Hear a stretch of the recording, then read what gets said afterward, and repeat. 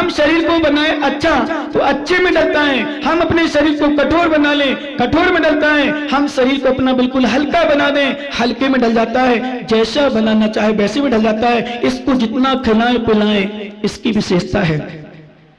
शरीर को जितना खिलाते पिलाते हैं उतना खाना पीना मांगता है। आप अनुभव कर लेना, 2-4 दिन या 10 दिन लगातार एकासन करना और एकासन का नियम लेना, इच्छा भी नहीं होगी पानी की, कदाचित होगी थोड़ी बहुत, तो आपका नियम हो जाएगा, तो आप कहोगे नहीं मेरा नियम है, अपनी आप शक्ति आ जाती है। और जब नियम नहीं होता तो बहुत सारे लोग पंडाल में आते आते गन्ने का जूस, आइसक्रीम, पानी, दूध पी करके आएंगे और छूटते ही तुरंत पहले भाई साहब 1 गिलास दूध तो देना, पानी तो बगल में ही कई लोग बोतलें। आपने देखा होगा पंचम काल का समोशन जब आएगा कोट का होता में बेहतर का रूप यद्यपि ऐसा नहीं होता है, ऐसे नहीं होते हैं, लेकिन पंचम काल में जब बेहतर लोग आएंगे देखेंगे ओहो तंबाकू खाके समोषण में सभा में विराजमान है, तंबाकू खा करके भगवान के दरबार में जा रहा है। बहुत सारे लोग गन्ने का जूस पिएंगे, कुल्ला भी नहीं करेंगे, भगवान की सभा में पहुंच जाएंगे। बहुत सारी माताएं बोतल को अपनी थैली में रख लेंगी, अपने बैग में छुपा लेंगी और धीरे से नीचे सिर करके वो पानी को पी लेंगी। बहुत सारी बहनें, बहुत सारे बच्चे मोबाइल मंदिर में भगवान के दरबार में भी चलाएंगे, इसलिए वो बेहतर परेशान करते हैं। बेहतर का रूप टेढ़ा मेढ़ा नहीं होता, कोई भी देवी देवता होता है सभी का सम चतुर संस्थान, हाँ सब शत्रु संस्थान होता है। ध्यान रखना, चारों प्रकार के देवी देवता कोई भी कुब्जक, हुंडक इत्यादि संस्थान वाला नहीं होता है। ध्यान देना, एक ही संस्थान सबका सुंदर रूप होता है। किसी भी प्रकार का हीन से हीन देवी देवता क्यों ना हो उसका भी सुंदर रूप होता है, लेकिन ये बनाकर रूप क्यों आते हैं? लोग डराने के लिए, समझ जाएं देखो भूत आ गया। एक बात तो ध्यान रखना, कोई भूत नहीं होता है, भूत मतलब बेहतर वासी का भेद। पंचम काल आएगा तो लोग डरते हैं, कई बार रात में शाकल भी हिल जाती है, रात में कोई दरवाजा हिल जाता है, आवाज आती है, लोग कहते भूत आ गया। बहुत सारे लोग जब कोई आवाज आती है और जब सोते हैं ऐसा लगता है हमारे ऊपर से कोई गया, ए भगवान कोई आ गया, भूत बेहतर आ गया। ध्यान रखना, ऐसा सर्वथा नहीं होता है, और कभी हो भी तो बेहतर जाति के देव यहाँ वहां विचरण करते रहते हैं, वो घूमते रहते हैं। आपको हो सकता है एहसास हो, लेकिन कभी मत सोचना। और एक परंपरा और पंचम काल में होगी, मिथ्यात्व की जननी, मिथ्यात्व को जन्म देने वाली, मिथ्यात्व को पुष्ट करने वाली। लोग कहते हैं पितर घूम रहे, पितर ये मेरे दादा दादी घूम रहे, मेरे दादा दादी जन्म लिया, वो आए थे मेरे स्वप्न में, उन्होंने ऐसा कहा, उन्होंने ऐसा कहा, वो मुझे प्रेरित कर रहे हैं। नहीं, हे श्राप्तो, हे श्राप्ताओ, कभी भी ऐसा नहीं होता है। कोई आत्मा एकम दो तीन बार नहार का, एक समय, 2 समय, 3 समय तक अनाहारक होते हैं, चौथे समय तक नियम से आहारक हो ही जाते हैं। ये सिद्धांत है, भगवान की वाणी है। कभी कोई आत्मा भटकती नहीं है, कभी कोई आत्मा यहाँ वहां नहीं घूमती, बिना शरीर ग्रहण किए चौथे समय तक नियम से शरीर ग्रहण कर लेता है, 3 समय तक शरीर ग्रहण नहीं करता।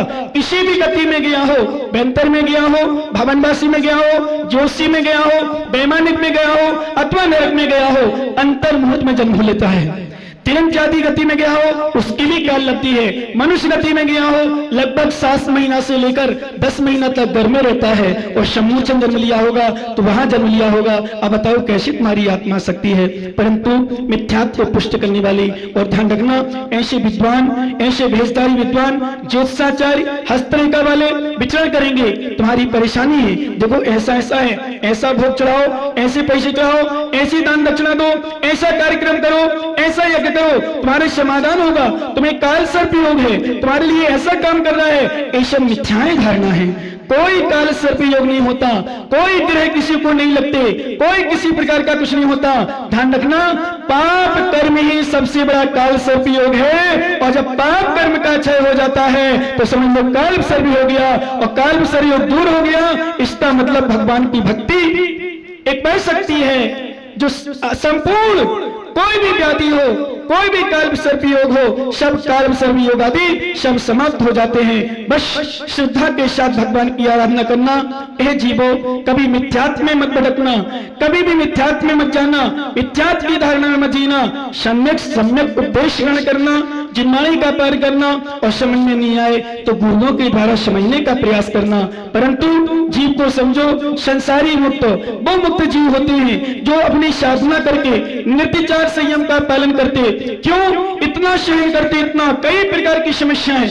भगवान आदिनाथ स्वामी ने कहा पारसनाथ के ऊपर बहुत सारा कष्ट आएगा, उसका सगा भाई जो कमठ 10 भाव तक परेशान करेगा, लेकिन धन्य है एक बार हे जीवो पारसनाथ स्वामी के लिए श्रद्धा के साथ हाथ जोड़ करके नमस्ते कर लो कि भगवान ऐसी शक्ति हमारे अंदर आए, ऐसी शक्ति हमारे विद्वान हो, ऐसी सहनन हमारे अंदर हो। कोई कितना भी कुछ भी कहे, कोई कितना परेशान करे, कोई कितना भी कष्ट दे, फिर भी समता भाव न कर, समता भाव न छोड़े, किसी प्रकार के परिणाम खराब ना करें।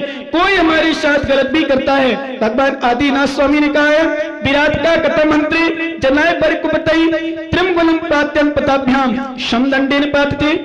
ध्यान देना, यदि हमारे ऊपर कोई विराधना कर रहा है, हमें कोई कष्ट दे रहा है, तो भगवान आदिनाथ स्वामी की देशना में निकला 3 अंगुल का फावड़ा अथवा फावड़ा समझ ले, कोई फावड़ा के ऊपर पैर रखता है आगे वाली नोक से तो बैत के द्वारा मारा जाता है। ऐसे कोई भी हमारे ऊपर कष्ट देता है, हमारे लिए कोई मारता है, तो वह गलत भावना न रखे।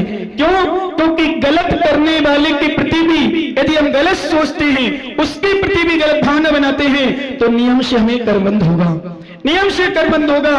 कमठ ने इतना अवसर किया, कभी पारसनाथ ने कुछ नहीं कहा, कुछ भी नहीं कहा, उन्होंने क्षमता के साथ सहन किया और सहन करते करते एक दर्द दिया भगवान को, खूब अवसर किया, बादल कर जाए, पानी गिराया, ओले बरसाए, सब कुछ किया, लेकिन भगवान पारसनाथ स्वामी क्षमता के साथ सहन करते रहे। हे जीव, और जब केवल ज्ञान भगवान पारसनाथ को हो गया तो कष्ट देने वाला भगवान के चरणों में झुक गया, भगवान से क्षमा याचना करने लगा। वही जीव भगवान के सम्मुख में सम्यक दर्शन को प्राप्त कर लिया, वही जीव आगे चल करके कल्याण करेगा। देखना, कोई कष्ट दे किसी का है और जैसे जैसे परिणामों की विशुद्धि होती है, हे जीवो, हे श्रावको, हे समूह में विद्वान सभी जीवो, चाहे वो देव हो, चाहे देवियां हो अथवा त्रियंच त्रियंचनी हो, हे श्रावको, हे श्रावका हो, देखो ये सिंह और गाय भगवान के समूषण की महिमा, जन्म जाति बैरी, नेवला सर्प, शेर गाय, बिल्ली श्वान, एक कोट खावता में छोटी सी समाज, और जब बृहद पंचगणा की योजना करेंगे, आसपास के इलाके के जयपुर शहर आदि से भी बहुत सारे लोग चिन्मानी सुनने का अपना सौभाग्य प्राप्त करेंगे, बहुत सारे उत्साह मनाएंगे, भक्ति करेंगे। जिनमानी का पान कर किया है, 24 का निर्माण कर लिया, त्रिमूर्ति का निर्माण किया, जहां पर सुताही पहले से 3 और 4 7 बेटी थी नीचे, उसके बाद भी आपने इतनी 24 बनाने का एक मन बनाया। आप सौभाग्यशाली हैं। अपने पैसों का खर्च बहुत सारे लोग दुकानदारी में करते हैं, विषय भोगों में करते हैं, घूमने में करते हैं, पर तोड़ खौदा वाले सौभाग्य के पात्र हैं, प्रशंसा के पात्र हैं, जिन्होंने भगवान की आराधना में और पंचकर्म प्रतिष्ठा महोत्सव में खर्च किया है। धन धना, क्योंकि जीव इसी में हमारी पर्याय धन्य है, हमारी मनुष्य पर्याय इसी में धन्य है। भगवान आदिनाथ स्वामी ने एक ही बात कही, क्योंकि बहुत सारे लोग इस शरीर का उपयोग विषय भोगों में, काम वासना में व्यतीत करते हैं, अंतिम समय भी, क्योंकि काम वासना की इच्छा, काम वासना की ज्वाला एक ऐसी ज्वाला है, ऐसी ज्वाला है, आदिनाथ भगवान ने कहा ऐसी ज्वाला है, आरंभे तापकान प्राप्ता व तृप्ति प्रतिपादकान अंते सुगस्तिजान कामान कामम का सेवते सुधी। हे श्रावको, ध्यान देना, आप पूर्णतः ब्रह्मचर्य व्रत का पालन नहीं कर सकते हो, ग्रस्त अवस्था में हो, सुधार संतोष व्रत रखें, अपनी पति, अपना पति, अपनी पत्नी के अलावा किसी के प्रति भी गलत भावना भी न रखें। ध्यान देना, नहीं तो सबसे बड़ा पाप कहलाता है। ग्रस्त अवस्था में इतना तो पालन करें, और अन्यथा काम वासना की तुमने पूर्ति की, अपने पति अपनी पत्नी को छोड़कर भी तुमने भावना दूषित रखी, तो तुमने अपने संयम को, अपने चरित्र को, अपने कुल को, अपने पर्याय को, अपने उत्तम कुल को नष्ट कर दिया। इस शरीर की तुमने कीमत नहीं की। ध्यान रखना, एक काम वासना कैसी है, आरंभ में तापकान प्राप्ता, आरंभ में संतापित करती है, आरंभ में तापकान प्राप्ता वह तृप्ति प्रतिपादकान, और तृप्ति नहीं होती नियम से। क्यों? क्योंकि भगवान ने यह भी कहा है कि हजारों नदियां समुद्र मिल जाएं, हजारों नदियां समुद्र मिल जाएं, ध्यान देना, हजारों नदियां समुद्र मिल जाएं, लाखों करोड़ों बनों की लकड़ियां आग में जल जाएं, आग तृप्त नहीं होती है। समुद्र में हजारों नदियां मिल जाएं, समुद्र तृप्त नहीं होता है। शमशान में लाखों करोड़ों मुर्दे जल जाएं, पर शमशान कभी भरता नहीं है। ऐसे काम वासना की पूर्ति कितनी भी कर लिया जाए, अंत सुस्त जान अंत क्षण भी बड़े बड़े ज्ञानी जन, बड़े बड़े विद्वान जन भी ध्यान देना बहुत मुश्किल से छूट पाता है। अच्छे अच्छे स्वाध्याय प्रेमी, अच्छे अच्छे ज्ञान करने वाले, अच्छे अच्छे ध्यान करने वाले, और ध्यान रखना पंचम काल में ऐसा भी समय आएगा जहां साधक लोग भी, त्यागी वर्ग भी, विद्वान वर्ग भी इस काम के विचलित हो जाएंगे, अपना पथ भ्रष्ट कर देंगे, संयम का घात कर देंगे, व्रत का घात कर देंगे।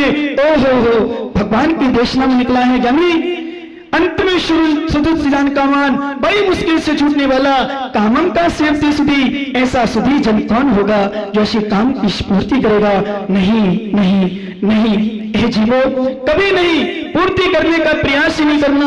और ध्यान रखना पंचम काल में ऐसा भी समय आएगा कि लोग शादी के पूर्व भी गलत संबंध बनाएंगे, गलत संबंध की पूर्ति करेंगे, काम वासना की पूर्ति करेंगे। और सबसे बड़ी विशेषता, माता पिता जानेंगे भी, समझेंगे भी, विचार भी करेंगे, लेकिन फिर भी क्या करें, अपनी आंखों में पट्टी बांध लेंगे। पढ़ाना है, लिखाना है, बढ़ाना है, इसलिए कुछ भी हो उससे हमें प्रयोजन नहीं, हमें तो डिग्री चाहिए। आंखों में पट्टी बांध लेंगे, वो जानेंगे, समझेंगे, ज्ञान भी होगा।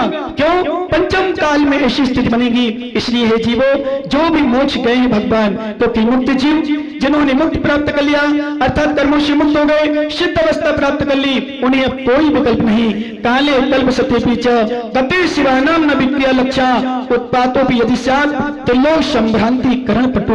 कितना भी कल्प काल व्यतीत हो जाए, ऐ श्रावकों को ध्यान से सुनना, क्योंकि पंचम काल में ऐसे भी लोग होंगे जहां समोशन लगेगा, यहां वहां की बातों में लीन होंगे। सोचना ज्ञानियों, सोचना मोक्ष हो, कितना पुण्य लेके आए हो, क्योंकि भगवान के समोषण में 12 सभा में विराजमान होना एक सम्यक दृष्टि का लक्षण है, नियम से। और भगवान आदिनाथ स्वामी ने कहा, एक समय के लिए भी यदि उपशम सम्यक भी प्राप्त कर लिया तो अर्थ पुलकल परावर्तन के पहले पहले नियम से जीव मोक्ष चला जाता है, नियम से मोक्ष की टिकट हो जाती है। तो एक बार मोक्ष चला गया तो सैकड़ों कल्पकाल, करोड़ों कल्पकाल व्यतीत हो जाए, फिर भी मोक्ष से गमन नहीं होता है। एक बार भगवान बनने के बाद संसार में कभी नहीं आता है। इसलिए एक पुरुषार्थ करो, ए जीवो, दुनिया के पुरुषार्थ, पैसे कमाने का पुरुषार्थ, संसार में विषय भोगों की पूर्ति का पुरुषार्थ, शादी करने का पुरुषार्थ, दुकान चलाने का पुरुषार्थ,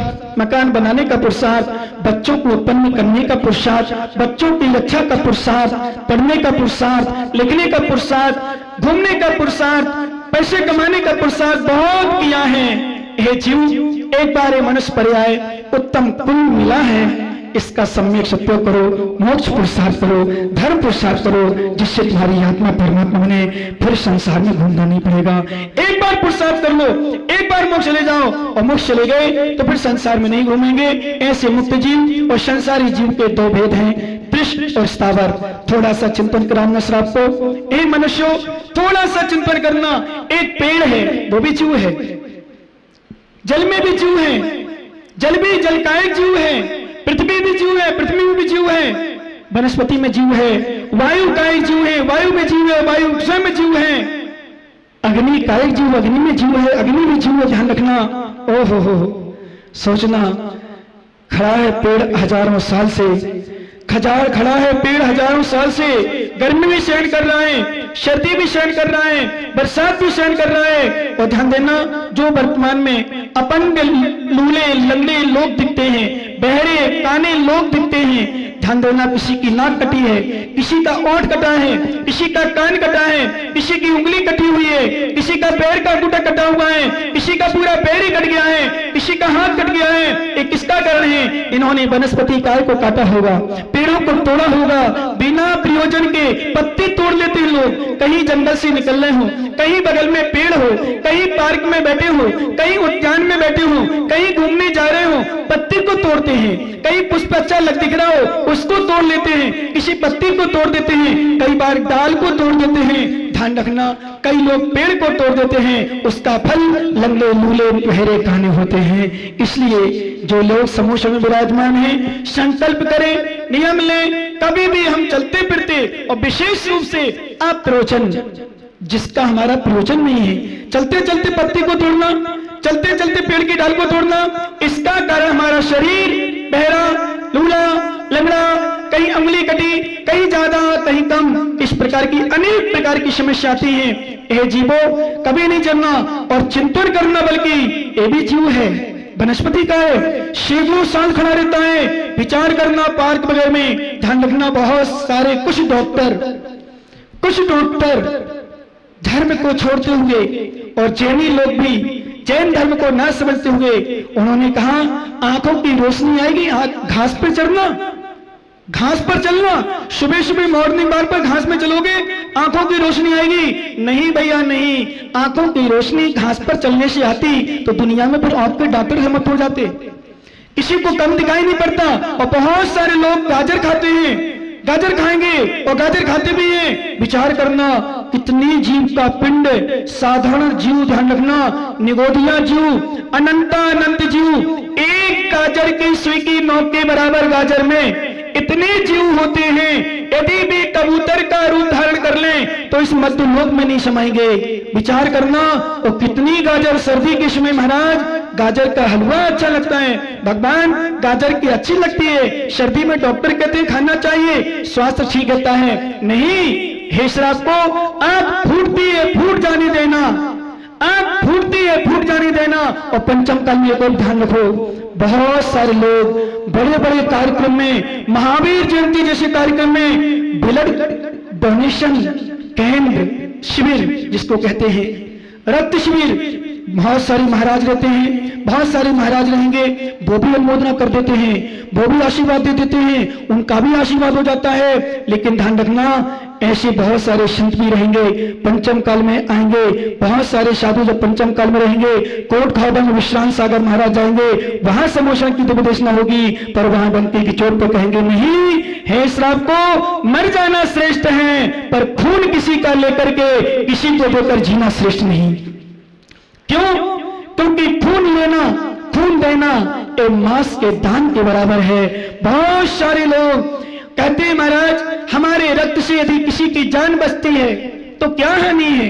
ध्यान रखना भव्यवर जीवो, तुम्हारे खून से जान बचती है, मान ली हमने जान बचती है, बहुत लाभ हुआ तुम्हें, तुम कहते हो, लेकिन मेरा प्रश्न है, तुम्हारा खून डोनेशन केंद्र में गया, वहां खून तुम्हें कोई पता नहीं कहां जाता है, वही खून एक एक्सीडेंट हो गया किसी व्यक्ति का, जो व्यक्ति मांसाहारी था, मांस खाता था, शराब पीता था, उसको ब्लड की आवश्यकता पड़ी, तुम्हारा खून मिल गया। ध्यान से सुनना, पंचम काल चतुर्थ काल में खून ब्लड शिविर नहीं लगते हैं, अभी वर्तमान में लगते, पंचम काल आएगा जब लगेंगे लोग, बड़े बड़े लोग, बड़े बड़े सेठ, बड़े बड़े विद्वान, बड़े बड़े सम्मानी लोग भी शिविर लगाते हैं, बड़े बड़े अध्यक्ष, मंत्री, जैनी लोग, ओहो चलो जैन ना हो वो लगाए मान सकते हैं। भैया ध्यान रखना, इस ब्लड शिविर को अर्थात रक्त शिविर को, और एक जगह कई जगह तो लिखेंगे, मालूम क्या लिखेंगे पंचम काल में, रक्तदान महादान।